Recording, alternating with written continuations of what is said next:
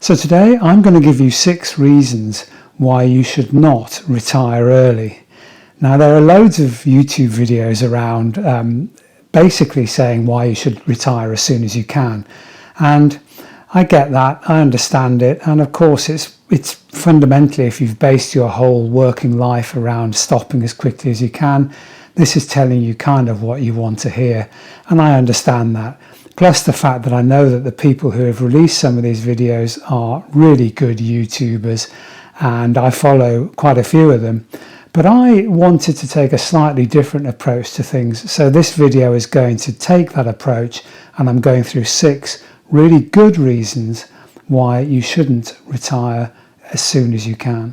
And since I know I'm swimming against the tide here, after I've given the 6 reasons, I'm going to give possibly what might be the middle course to consider.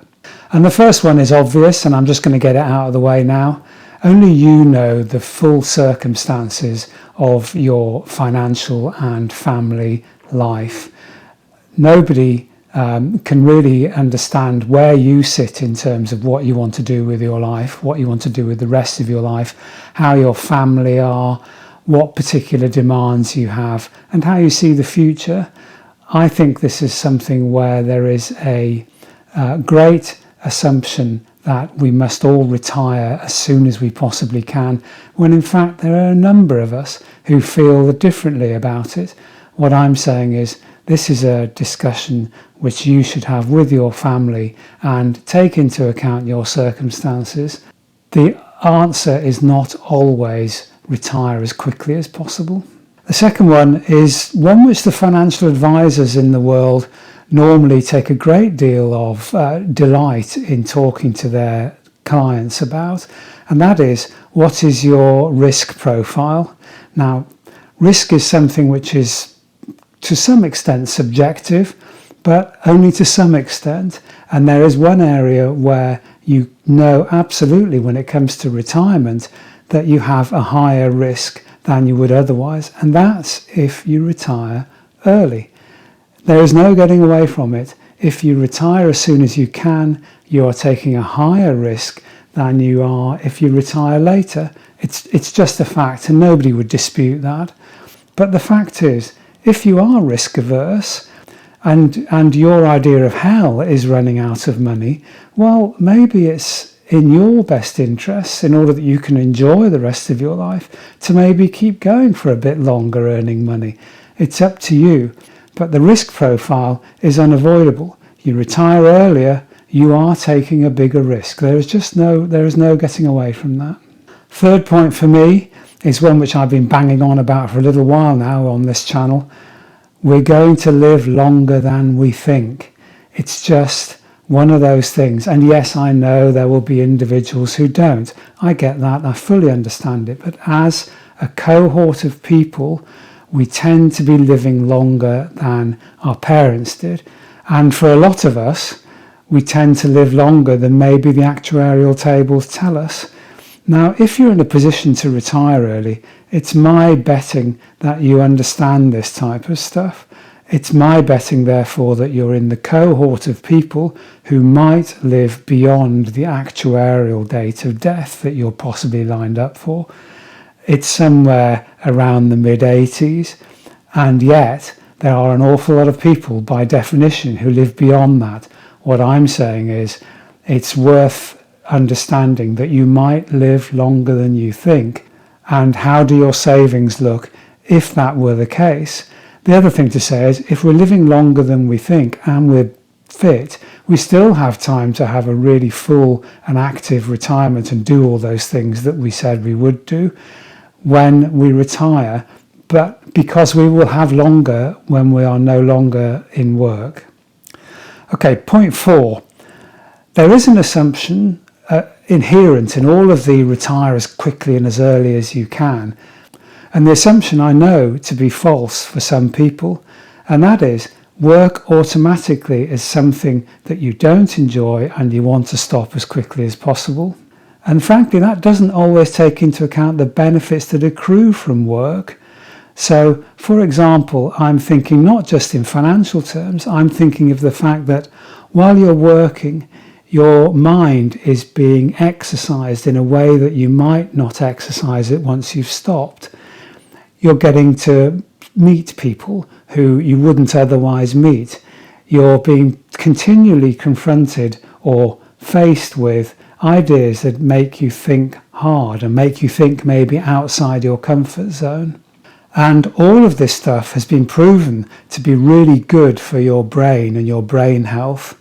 So mental health is a good reason to stay working, provided, of course, you're not in some kind of job where you are basically at your wit's end for 20 hours a day. I get that, and I understand why you want to retire if that's the case. There's a really strong argument put forward by Nassim Nicholas Taleb in his book Anti-Fragile. I'll put a link up here or maybe in the comments below, which basically says in the way that weeds flourish best on really rough ground, which isn't best for growth of any kind of flower, sometimes it's good to have a bit of tension in your life. Stress is not always necessarily a bad thing. Point 5, and this one is an absolute winner as far as I'm concerned, because this reflects my personal circumstances in life. It can be that while we're working, we are allowing ourselves the financial freedom to live a life that we currently greatly enjoy. And if we were to stop, we might have to throttle back on our expenditure. We might need to be a little bit more careful. And maybe that's just not what we want to do. So for me, the idea of funding our current lifestyle is a great reason not to retire as soon as you possibly can. I don't necessarily want to change my lifestyle. I want to continue the way things are. And since I'm fit and well and healthy, I don't see that there's a great motivation to throttle back on all my spending and maybe not live in the way that I currently do when I'm plainly capable of doing it. So point 6, and this is a kind of a summary of everything else that's gone on before. If we like work, why on earth would we stop? If we enjoy our job, and I really enjoy my job, I find it stimulating, I find it interesting, I find the pressures that it creates for me a real intellectual challenge, and as such, I don't want to stop. So point 6 is, why stop doing something you're enjoying?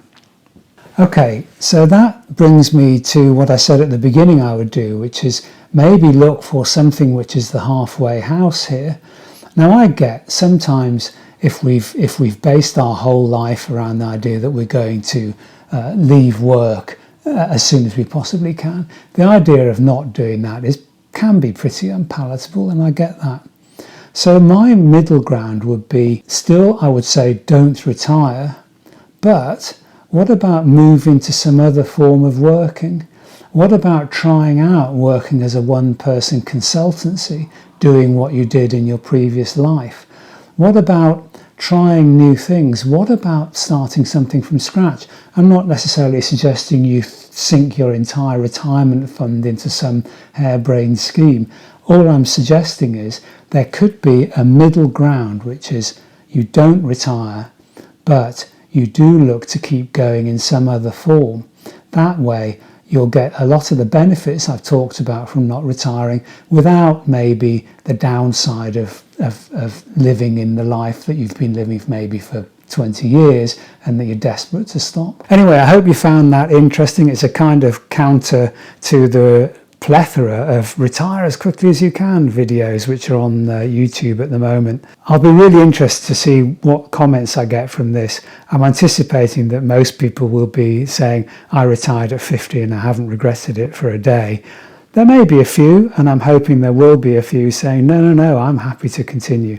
Anyway, let me know what you think. Please subscribe to this channel. I'm not normally this controversial, and I'm all about living the second half of your life in the best way possible. I'll see you on the next one.